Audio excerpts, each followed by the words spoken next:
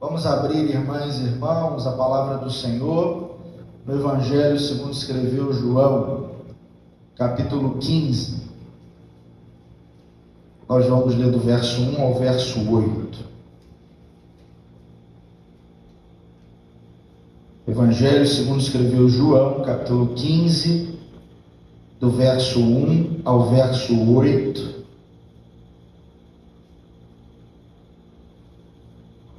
O pastor lerá o texto, os irmãos acompanharão silenciosamente. João, capítulo 15, do verso 1 ao verso 8.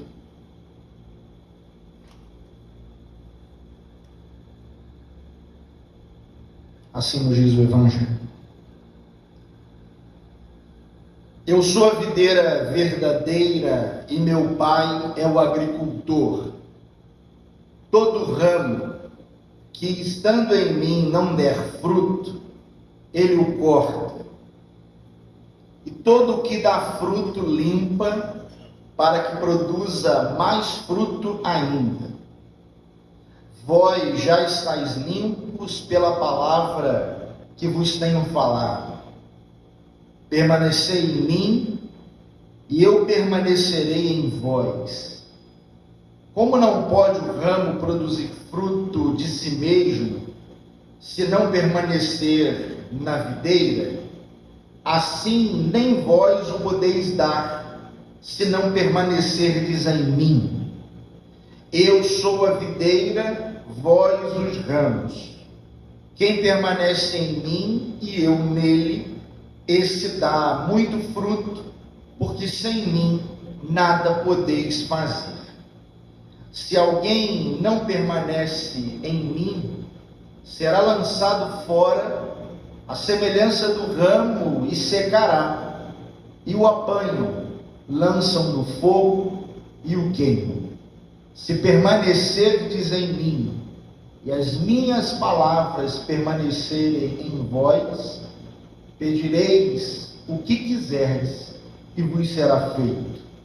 Nisto é glorificado meu Pai, em que deis muito fruto, e assim vos tornareis meus discípulos.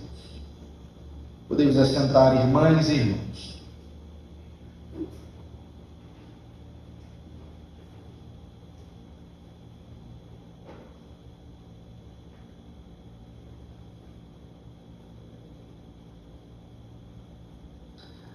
Durante muitos anos eu lecionei em cursos teológicos, em instituições de ensino teológico. Eu fui professor de algumas disciplinas,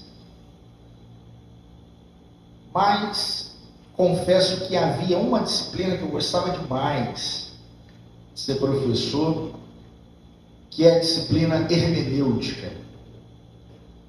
Eu adorava dar aula de hermenêutica, sobretudo para, de alguma maneira, provocar os alunos, e provocar o bom sentido, provocar os alunos para que eles percebessem a necessidade de muito estudar para melhor compreender o texto bíblico. E aí, em uma das minhas aulas, eu resolvi levar um aparelho de som. Nessa época, quando eu comecei a dar aula, ainda não tinha essa coisa da gente usar o celular como a gente usa hoje. Hoje tudo está no celular. Mas na época que eu comecei a dar aula, lá no finalzinho da minha formação, terminei o seminário e já comecei a dar aula, logo no ano seguinte, a gente não tinha essas tecnologias todas, então eu levei um aparelho de som e um CD para a sala de aula e coloquei uma música para que eles ouvissem. E o exercício era responder quem era o você daquela canção. Música do Chico Buarque. Apesar de você, amanhã há de ser outro dia. Coloquei a música, não disse de quem era o autor, qual era o contexto, a época na qual ela foi composta. Simplesmente coloquei a canção e pedi para que eles me dissessem quem era você. E aí no término, uma jovem levantou e disse: professor, esse você aí é um homem muito mau, casado com uma mulher muito boa e que tem muita esperança de se livrar dele. Um homem muito mau, casado com uma mulher muito boa e que tem muita esperança de se livrar dele. Afinal de contas, apesar de você, amanhã há de ser outro dia. Ela vai ficar livre desse sujeito, desse traje. E aí algumas pessoas obviamente sabiam que não se tratava disso. E eu então disse para ela e para os demais: se eu disser quem é o autor, se eu disser quando essa canção foi composta, se eu disser qual era o contexto, vocês vão ter mais facilidade de descobrir quem é o você? E aí, obviamente, os alunos disseram que sim. E aí eu disse para aquela menina: essa música foi composta pelo Chico Buarque, essa música foi composta no período da ditadura militar, esse era o contexto. E aí ela começou a refletir melhor, e aí ela chegou à conclusão de que o você não tinha nada a ver com aquele homem mau, né, marido daquela esposa boa, mas esse homem mau era sim, muito provavelmente o general, ou a generalidade, ou os militares, ou a própria ditadura militar. Então, quando a gente entende quem escreveu, quando escreveu, em que contexto escreveu, a gente melhor entende aquilo que foi escrito. Com a Bíblia não é diferente.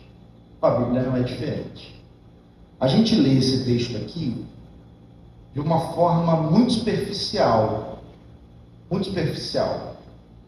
A gente acha que o texto está falando para nós, enquanto indivíduos, mas a gente compreende mal o texto porque não consegue perceber que o texto está inserido dentro de um contexto muito maior, muito mais amplo, e que nos traz elementos que nos ajudam a melhor compreender o próprio texto.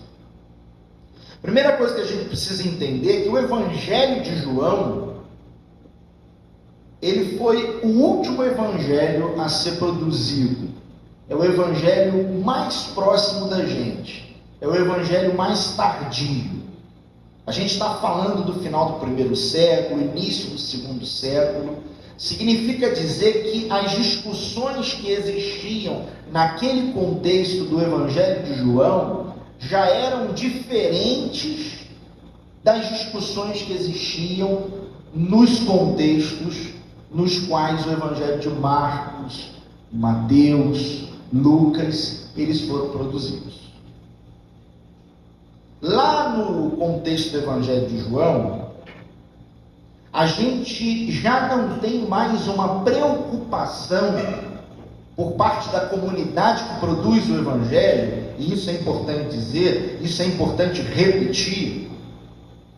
Quando a gente vê Evangelho segundo escreveu João, não significa que foi um homem chamado João necessariamente que produziu o Evangelho. Lá na Antiguidade existia uma coisa chamada imprimatur apostólico, ou seja, os textos eles eram produzidos, eles eram atribuídos a uma pessoa importante para que o texto tivesse peso, pudesse ser lido. Então não necessariamente a gente está falando de João, mas a gente está falando de uma comunidade que produz o Evangelho dentro, obviamente, dos seus respectivos contextos. E lá no contexto do Evangelho de João, a gente já não tem mais uma preocupação em escrever para os judeus a partir de elementos tão judaicos assim, e mais do que isso, poupando de alguma forma os judeus. A gente já está bem distante desse período. Por que eu estou dizendo isso? Porque quando a gente lê esse texto, a gente precisa entender que aqui o que nós temos é uma crítica muito veemente ao judaísmo.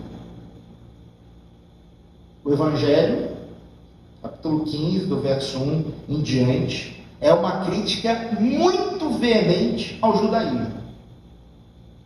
Aquela crítica que não poupa palavras. Não poupa palavras. É aquele soco bem dado na boca do estômago do judaísmo. É isso que a gente tem aqui. Percebe como muda? A gente lê o texto achando que o texto está falando de uma questão muito do indivíduo, muito nossa ali, que é para ler na perspectiva, do indivíduo, mas não. O texto é um soco muito bem dado na boca do estômago do judaísmo enquanto tradição religiosa. Claro que a gente vai trazer o texto para a gente, mas a gente precisa entender essa amplitude maior. Por que eu estou dizendo isso? A figura da videira é uma figura que lá no Antigo Testamento, na tradição lá dos judeus, ela está diretamente ligada à figura do povo. O povo de Israel é essa vinha. Lá em Isaías, o texto vai dizer que Deus tira a vinha lá do Egito, para plantá-la numa nova terra. Então, o povo é a videira. O povo, coletividade, o povo de Deus, o povo de Israel é a videira. Deus, o Pai, é o agricultor, mas o povo é a videira. Significa dizer que na perspectiva lá da antiga tradição, lá do Antigo Testamento, o fruto, ele acontece a partir do povo.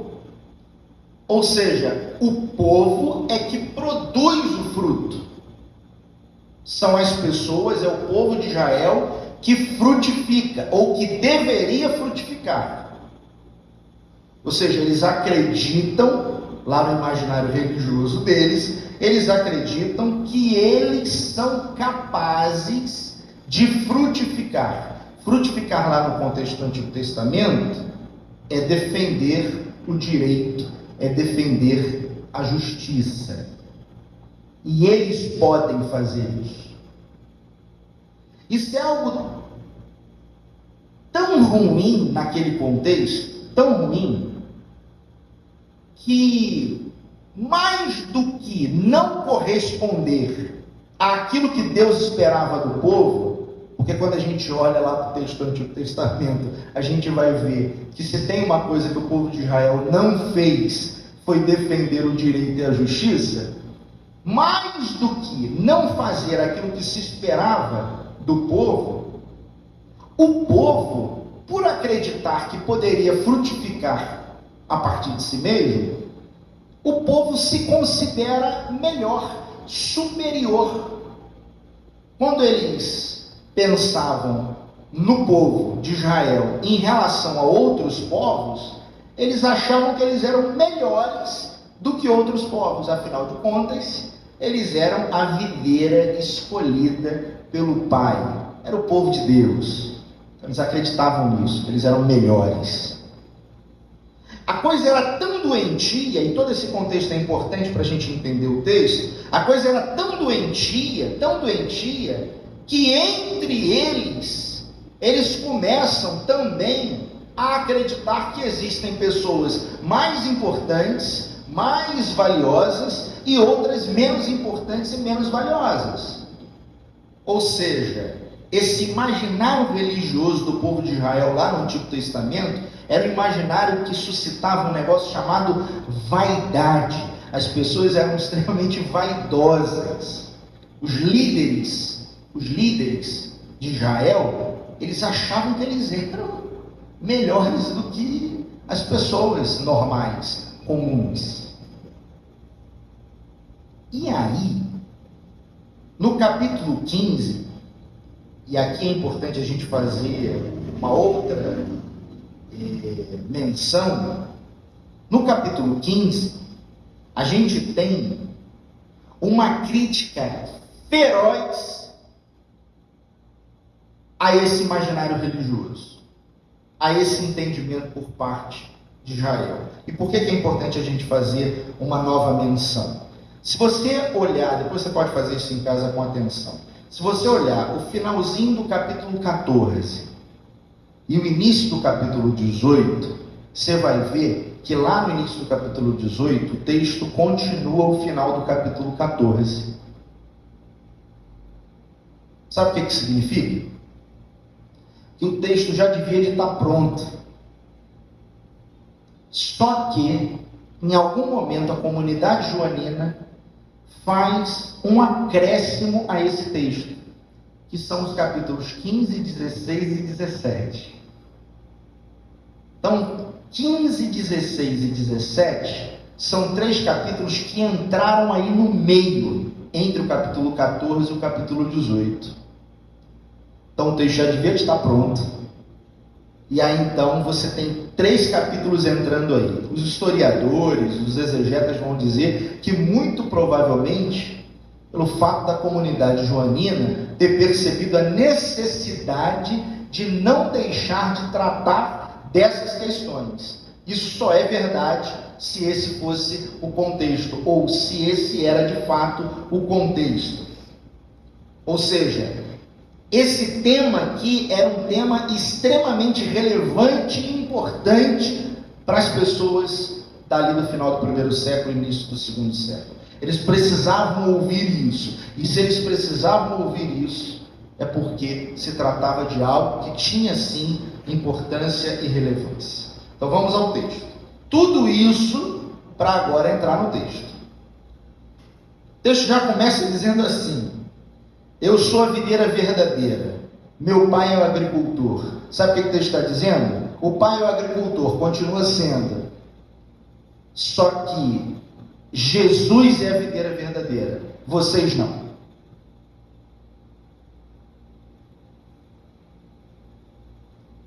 Vocês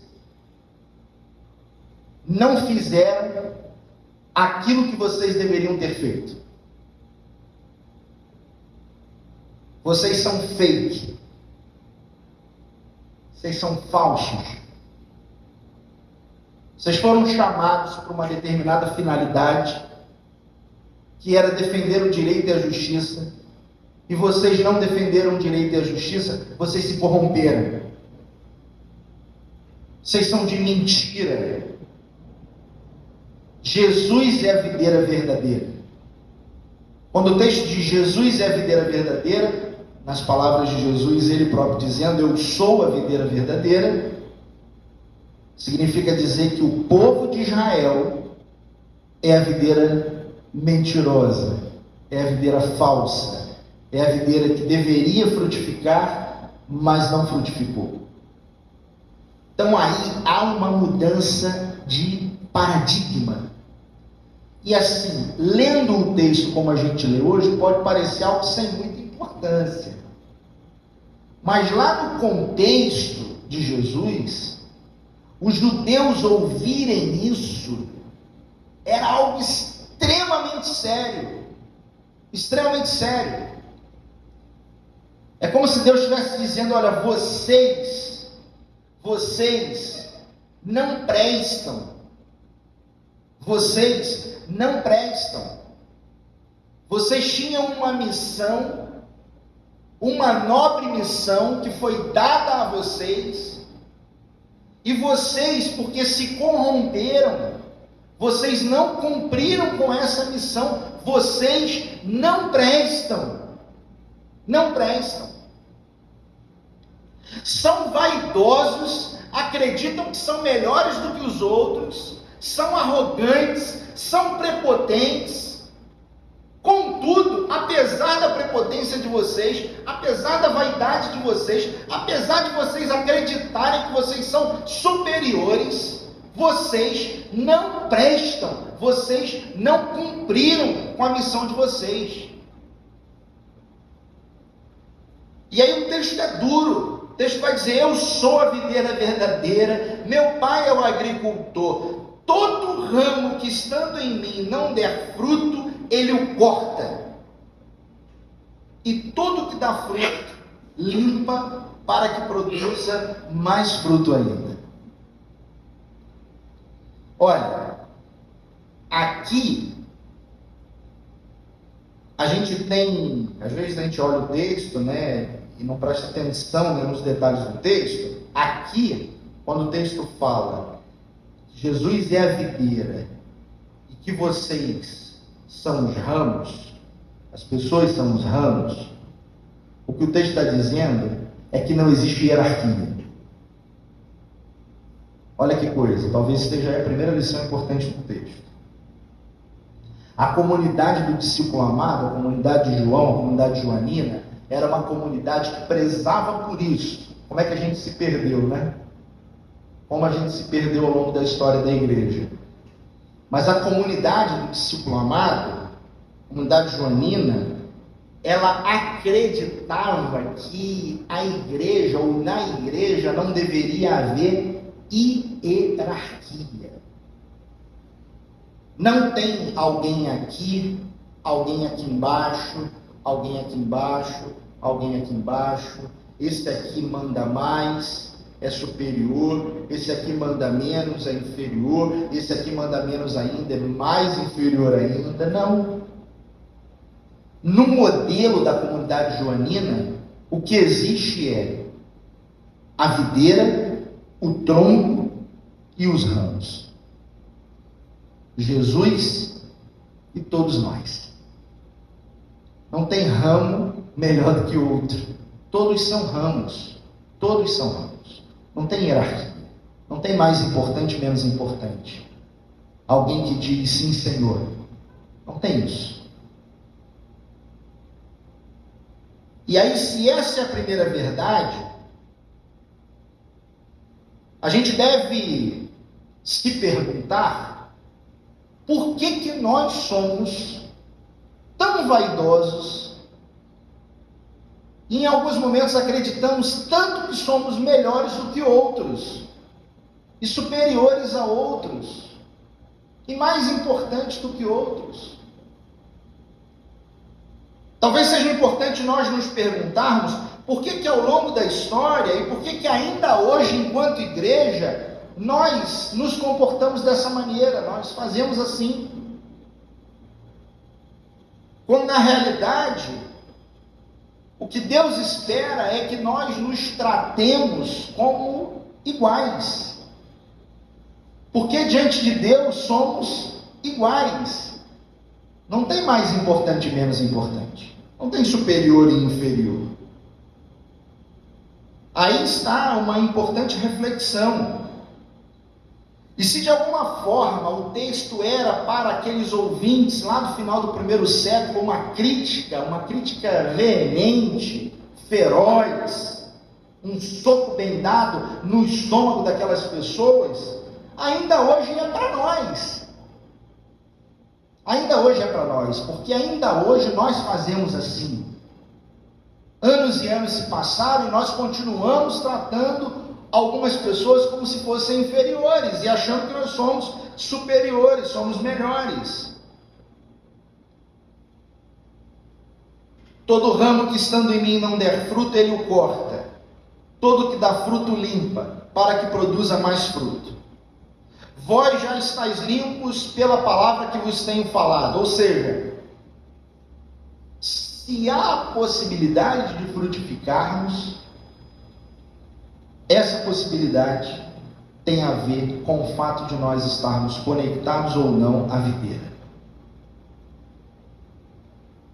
E isso é importante. Compreender isso é importante. Porque às vezes, quando a gente faz coisas boas, a gente acredita que a gente faz porque nós somos bons. E Deus está dizendo para a gente que não. Deus está dizendo para a gente que quando eu e você fazemos coisas boas, não é porque você é melhor do que eu, não. Ou não é porque eu sou melhor do que você, não. é porque nós estamos ligados à videira.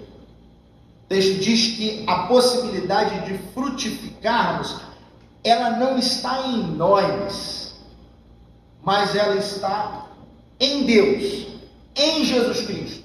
Se nós estivermos ligados a Jesus Cristo, se nós estivermos conectados à videira, nós iremos frutificar. É interessante pensar que a nossa função é frutificar. A nossa missão é frutificar. O texto é duro, ele vai dizer, olha, se você não frutifica, você vai ser cortado, lançado fora, queimado. Se você frutifica, Deus vem e limpa, Ele poda, para que você então frutifique mais ainda. Não sei aqui quem é que gosta de mexer com planta. Tem alguém aqui que gosta de mexer com planta? Além da Mônica? Josi também gosta, né?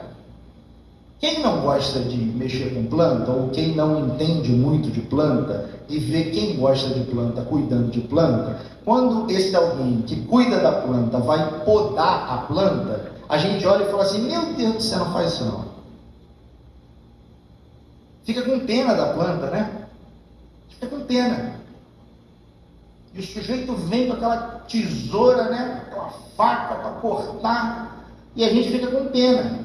Porque a gente acha, nós que não entendemos de planta, né? A gente acha que cortar ali, né? Fazer a poda é algo ruim para a planta. A gente está ali maltratando a planta, está cortando ela, está maltratando, está fazendo mal à planta. Mas o sujeito que gosta de planta e que entende, né, de plantas, ele sabe que aquilo não faz mal à planta, que aquilo, pelo contrário, faz bem à planta. Por isso que ele corta, ele faz a poda sem nenhuma crise. Ele não chora para fazer a poda. Ele vai lá e poda, ponto. Ele sabe que aquilo é o melhor. Assim Deus faz com a gente. O texto diz que quando a gente cumpre com a nossa missão, Deus vê isso, Deus vem e Ele limpa o ramo, Ele faz as podas ali, e Ele vai limpando para que a gente possa frutificar mais ainda, cada vez mais. A gente vai frutificando cada vez mais. De forma que nós somos conhecidos pelo fruto que nós produzimos. Nós dizemos se estamos ligados a Deus ou não, não é pelo fato da gente vir à igreja. Não é pelo fato da gente ser membro de uma comunidade. Não é pelo fato da gente estar ligado a uma determinada religião. A gente diz se a gente pertence ou não a Deus, se a gente está ligado a Deus ou não, não é pela nossa vinculação religiosa, mas é pelo fruto que a gente produz. E aí? Quando Deus olha para mim e para você, o que Deus deseja fazer? Arrancar a gente fora ou limpar para que a gente produza mais ainda? Quais são os frutos que a gente tem produzido? Lá no final do primeiro século, a igreja estava vivendo um momento em que ela cada vez mais se ensimesmava.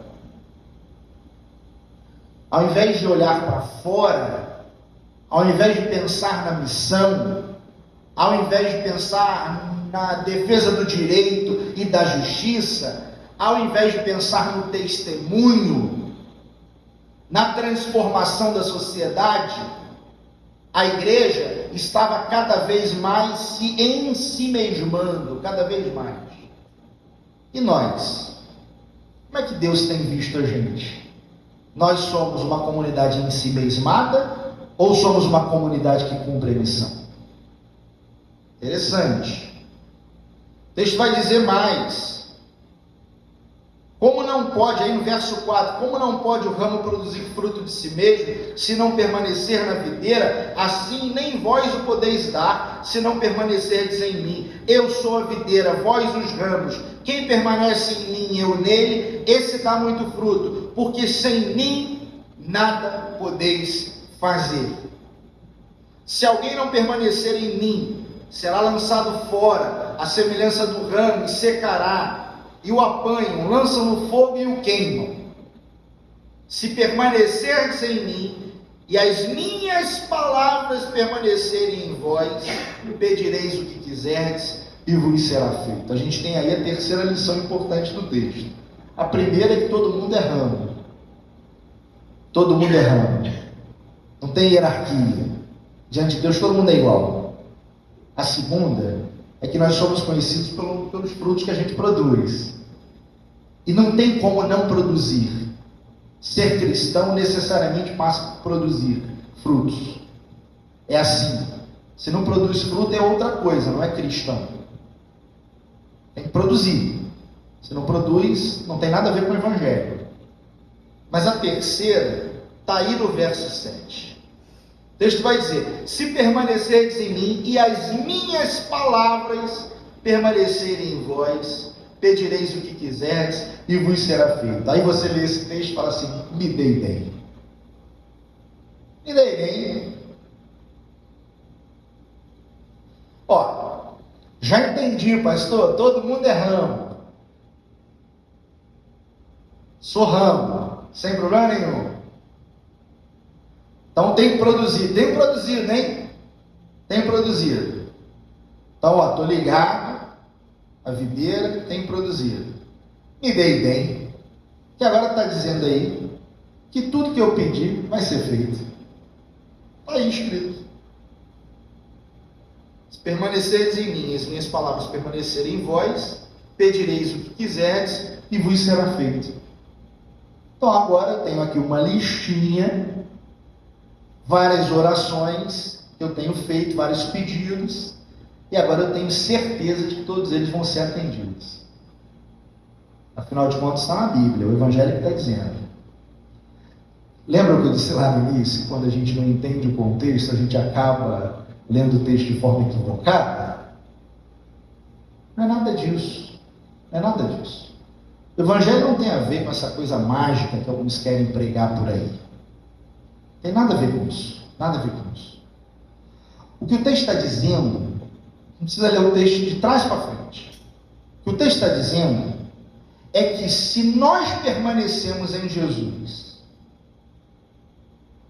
e as palavras de Jesus permanecem em nós, ou seja, os valores do reino de Deus estão presentes dentro da minha vida, e isso faz com que eu frutifique, eu defenda o direito e a justiça, e eu seja um verdadeiro arauto de Deus, um verdadeiro cristão. Isso é verdade, está dentro de mim. Se isso é verdade, tudo que vocês pedirem será feito. Sabe por quê? Porque eu não vou pedir nada de forma desconectada dos valores do reino de Deus. O texto tem que ser lido de trás para frente. O que faz com que os meus pedidos sejam certeiros e eu possa ter a certeza, a convicção de que eles serão atendidos, ou seja, o que eu desejo vai acontecer, é o fato de que o reino de Deus está tão presente e tão dentro de mim, que aquilo que eu desejo tem a ver com o reino. O que o texto está falando é que um cristão de verdade não tem como desejar uma outra coisa que não seja o reino de Deus.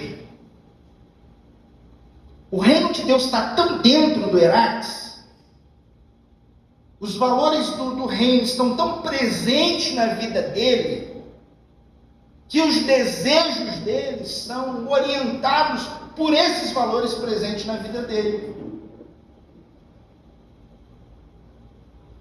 Eu internalizo tanto o reino, as palavras, o texto está dizendo aí, se as minhas palavras permanecem, ou seja, não é uma coisa que passa por, sabe? Que entra por aqui e que sai por aqui. Eu fui na igreja, ouvi lá o pastor pregar, e aí a palavra entrou aqui e saiu aqui, né? Em algum momento eu tive contato com o evangelho. Não é isso. As palavras permanecem, ou seja, a palavra é pregada, os valores estão aqui, eu internalizo, está tudo aqui dentro.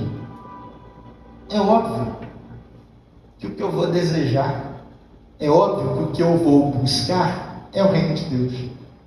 E aí é evidente, Heráclito, que tudo aquilo que você deseja vai se cumprir. Porque você não vai desejar outra coisa que não seja o reino de Deus. Vocês não são atendidos porque vocês não sabem pedir, é o que diz a palavra. Se vocês soubessem pedir, vocês seriam atendidos. Ou seja, quem está conectado à videira e a palavra de Deus permanece, essa pessoa vai sempre desejar o quê? O reino de Deus. A nossa vida será para quê? Para servir a Deus e trabalhar pela instauração do reino de Deus. É assim. Aquela igreja era uma igreja que estava em si mesmada. E a nossa? Como é que está a nossa? Qual é o olhar nosso? Qual é o nosso foco? Para onde a gente tem mirado, né, a nossa visão? Para dentro? Para dentro? Ou para fora? Será que a gente tem cumprido com a missão? Porque a missão não é nossa, não. A missão é de Deus. É Ele quem dá. Será que a gente tem cumprido com essa missão? De um lado, estava a vaidade daqueles homens, em si mesmados. E por conta dessa vaidade, eles não cumpriram com o papel deles. Videira mentirosa. Do outro, Jesus, a videira verdadeira. Nós somos os ramos, chamados a frutificar, cumprir a missão. Para onde é que a gente tem olhado? Para dentro ou para fora? Pensa nisso, reflita sobre isso, que assim Deus nos ajude, que assim Deus nos abençoe. Amém.